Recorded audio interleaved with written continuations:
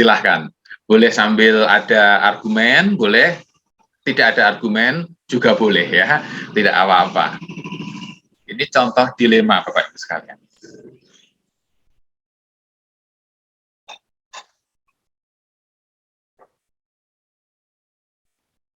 Ada Pak Riyandi kayaknya ya. Pak Riyandi memilih B.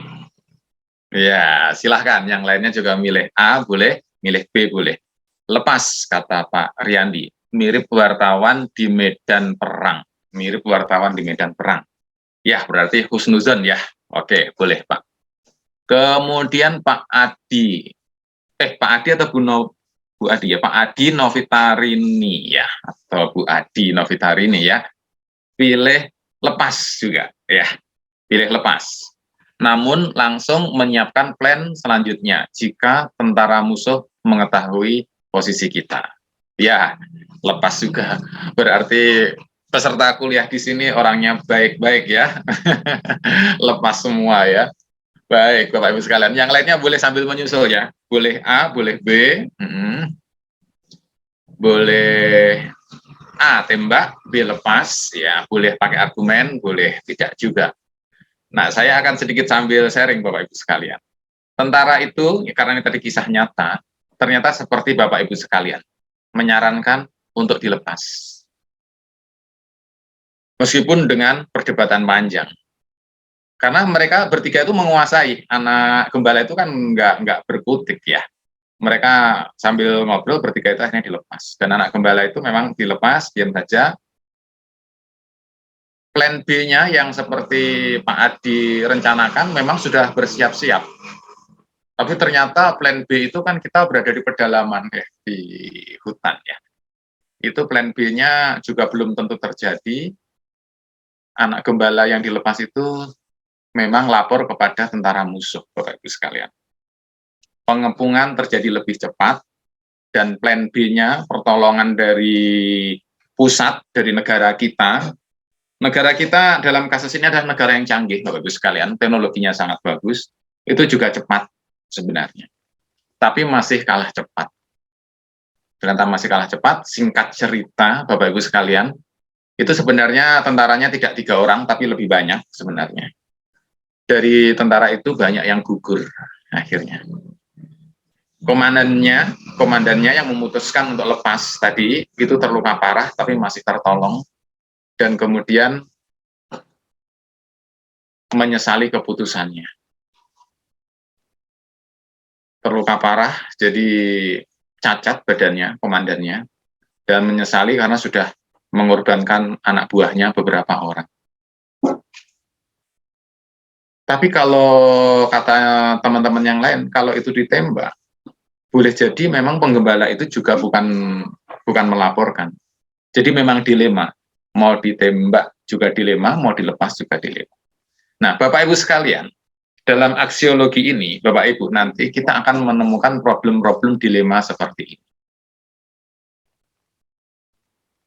Memang tidak selalu, kita tidak selalu menghadapi dilema yang seperti ini ya, yang setragis ini, yang sekritis ini. Tetapi ketika kita berpikir lebih serius, ternyata dampak apa yang kita lakukan itu bisa sangat besar. Barangkali Bapak Ibu pernah dengar beberapa tahun yang lalu itu sempat, atau beberapa puluh tahun yang lalu ya, sempat semacam viral ya kalau zaman sekarang, sempat namanya efek kupu-kupu Bapak Ibu sekalian ya, yaitu kepak kupu-kupu di Bandung.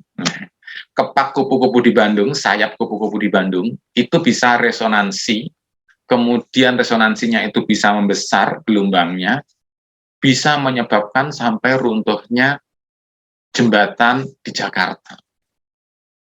Secara matematis bisa dihitung itu, terjadi resonansi kepakan sayap kupu-kupu di Bandung, bisa meruntuhkan jembatan di Jakarta.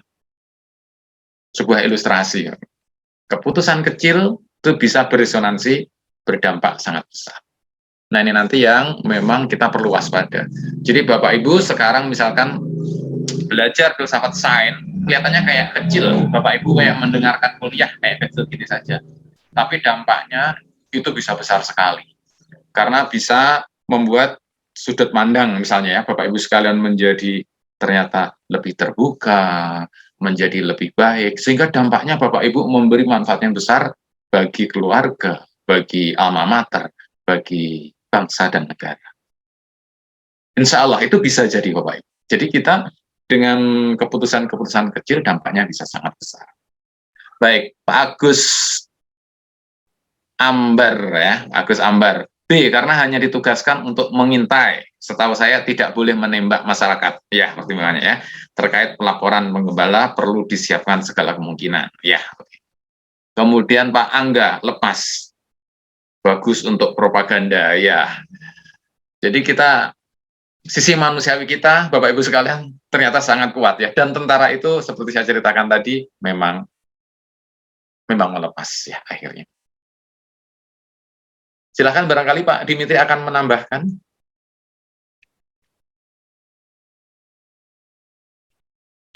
Baik, ini sekedar contoh terjadi dilema Bapak Ibu sekalian ya. Nah, kita masuk kepada aksiologi dari 5 aliran filsafat ya, 5 aliran utama filsafat. Yang pertama, logical positivism. Yaitu pertama, value free research. Jadi aksinya, etikanya adalah kita kalau mengandalkan positivism ini akan melakukan riset yang value free, yang bebas nilai.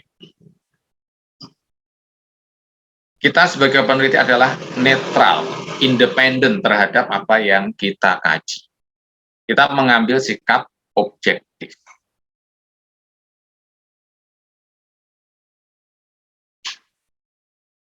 Sikap ini pada akhirnya akan mengantarkan kita untuk mereduksi segala fenomena saintifik menjadi objektif, matematis, atau fisika. Akan ke arah sana, memang.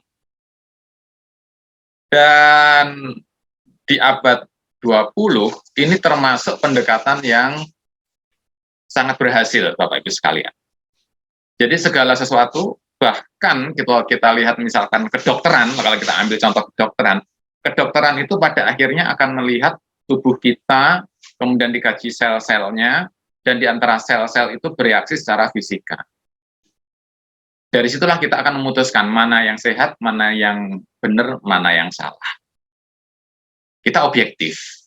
Ini pendekatan positivisme.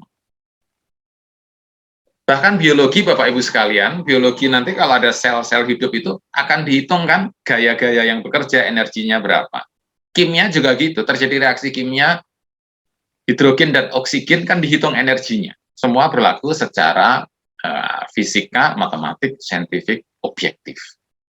Ini yang disarankan oleh positivisme. Lalu etikanya gimana? Pertanyaannya. Nah, bagi positivisme, Bapak Ibu sekalian, karena objektif, kita tidak bisa menentukan mana yang baik, mana yang buruk. Itu menjadi agak terpisah, karena kan objektif kita.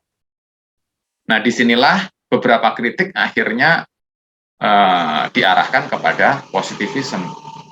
Bagaimana kita bisa menentukan benar dan salah, bagaimana kita bisa menentukan baik dan buruk.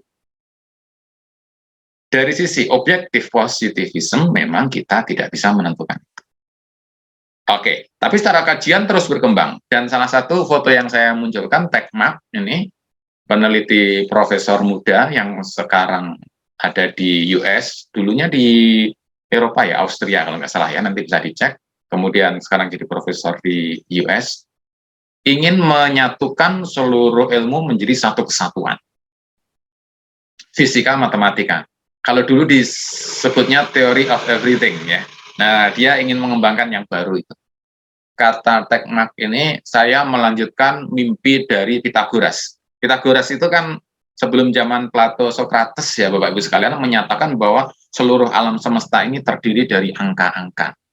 Realitas alam semesta ini terdiri dari angka-angka. Pythagoras begitu. Kemudian Galileo Galilei, pendahulunya Isaac Newton, juga menyatakan hal yang sama, bahwa alam semesta ini adalah realitas matematika.